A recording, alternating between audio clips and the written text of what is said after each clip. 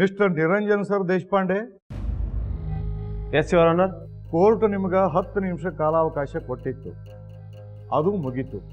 ಎಲ್ಲದ ನಿಮ್ಮ ಸಾಕ್ಷಿ?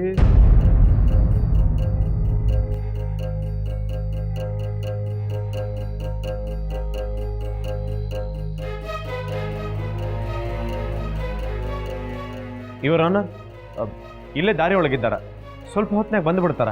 ನಿಮಗೆ ಸಾಕ್ಷಿ ಕರೆಸಲಿಕ್ಕೆ ಕೊಟ್ಟ ಕಾಲಾವಕಾಶ ಈಗ ಮುಗಿದು ಹೋತು.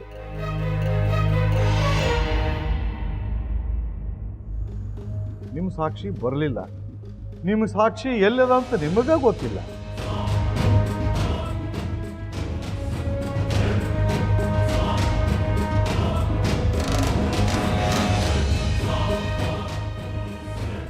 ಯುವರ್ ಆನರ್,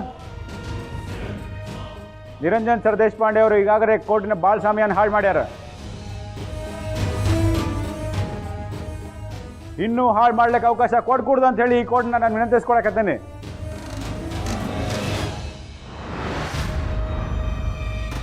ಇವ್ರ ಹತ್ರ ಯಾವ ಸಾಕ್ಷಿನೂ ಇಲ್ಲ, ಎಲ್ಲ ಸುಳ್ಳು, ಬರೀ ಟೊಳ್ಳು.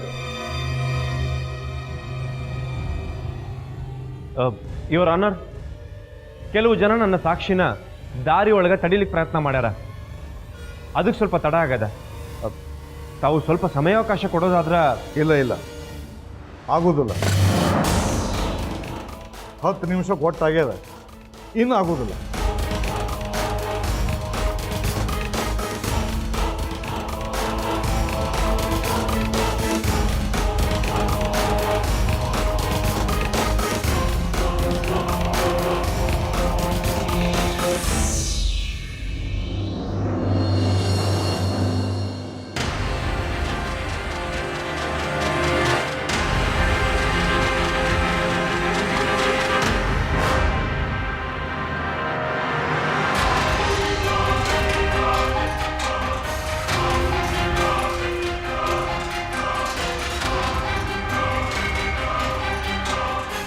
ಸಾಕ್ಷಿಗಳ ಕೊರತೆ ಮತ್ತು ಸೂಕ್ತ ದಾಖಲೆಗಳು ಇಲ್ಲದ್ದರಿಂದ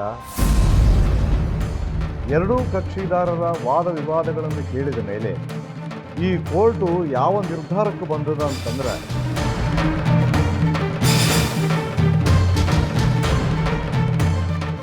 ಆರೋಪಿಗಳೆಂದು ಕರೆಯಲಾಗುವ ಬಸನಗೌಡ ಪಾಟೀಲ್, ಶಿವರಾಜ್ ಪಾಟೀಲ್,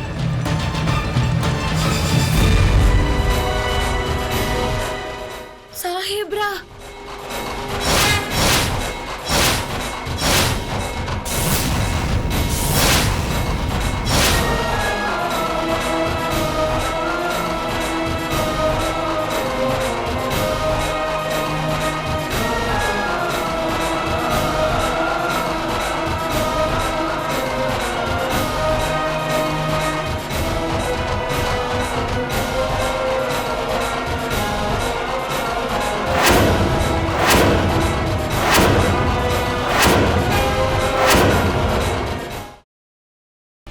ಗ್ರೀನ್ ರೈಸ್ ಮಾಡುವ ವಿಧಾನ. ಮಿಕ್ಸಿ ಜಾರ್ಗೆ ಕೊತ್ತಂಬರಿ ಸೊಪ್ಪು, ಹಸಿ ಮೆಣಸಿನಕಾಯಿ, ಬೆಳ್ಳುಳ್ಳಿ, ಶುಂಠಿ, ಪಲಾವ್ ಎಲೆ, ಕಾಳುಮೆಣಸು, ಜೀರಿಗೆ, ಲವಂಗ, ಚಕ್ಕೆ, ಅನಾನಸು, ನೀರು ಹಾಕಿ ರುಬ್ಬಿಕೊಳ್ಳಿ. ಒಂದು ಪ್ಯಾನ್ಗೆ ಎಣ್ಣೆ ಹಾಕಿ ಅದು ಕಾದ ಮೇಲೆ ಜೀರಿಗೆ, ಈರುಳ್ಳಿ, ಕರಿಬೇವು ಹಾಕಿ ಹುರಿದು ರುಬ್ಬಿದ ಮಸಾಲ, ಉಪ್ಪು, ಅನ್ನ ಹಾಕಿ ಮಿಕ್ಸ್ ಮಾಡಿ.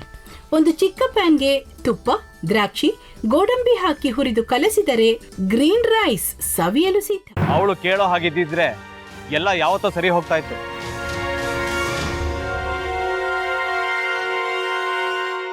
ಅದಕ್ಕೆ ನೀವಾದ್ರೂ.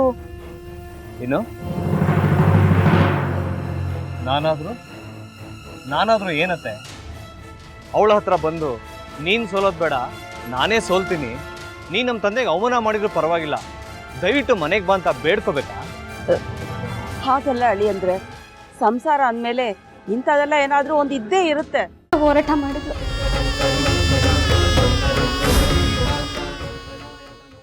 ಮಧುವಂತೆ ಅಕ್ಕನ ನ್ಯಾಯ ಸಿಗುವವರೆಗೂ ನನ್ನ ಮದ್ವೆನೆ ಮಾಡ್ಕೊಳ್ಳಲ್ಲ ಅಂತ ಪಣ ತೊಟ್ಟು ಕೂತಿದ್ಲು. ನಿನ್ನ ಪ್ರಾಣನೇ ಇಟ್ಕೊಂಡಿದ್ಲು ಕಣ ಅಕ್ಕ.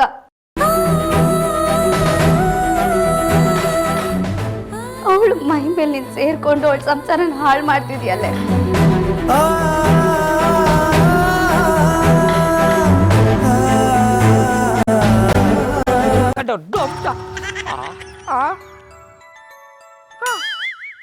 ಇದ್ಯಾವುದಪ್ಪ ಹೊಸ ನಂಬರಿಂದ ಫೋನ್ ಬರ್ತದೆ.